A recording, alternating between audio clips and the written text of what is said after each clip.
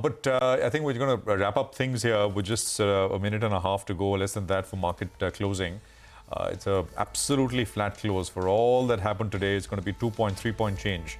Of course, the adjusted may be a little different, but we're tracking about half a point, 2 point change on the Nifty. Let's just look at the Nifty Bank as well.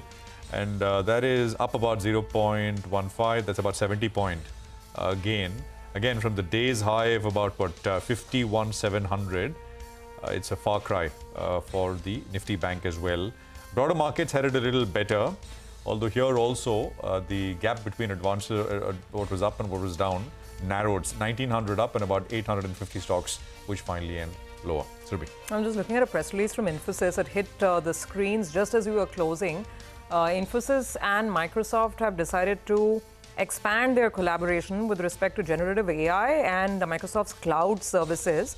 I'm trying to scan and see if there's any sort of monetary value that's been attached to it. But anyway, I think the market will dissect this tomorrow as you go forward, whether there's any clear materiality associated with this announcement.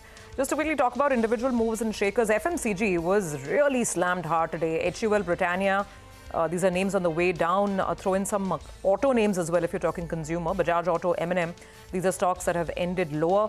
IndusInd Bank is on the lower side as well. But to offset this, some smart gains on some of the other names we discussed, of course, Trent. The other one is Cipla, Tata Motors, SBI, and Tech Mahindra. These were some of the gainers on the upside. Just some stocks to highlight even beyond the Nifty. Divi's, because of the Citi note, which is sounding very optimistic with respect to their opportunity of supplying APIs to the GLP-1 series of drugs.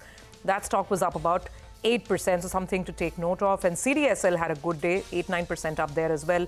Axo Nobel, a lot of volatility on the stock, but the end result is still about 9% on the higher side. And look at IIFL Securities, 11%. RITES up 7-8% because of their expansion in markets in the UAE. So plenty of movers and shakers, but yes, otherwise at a headline level, a slightly disappointing day for the bulls. Well, with that, we take your leave on this edition of Closing Bell. Thank you very much for watching, but don't go anywhere because all the action continues. Up next is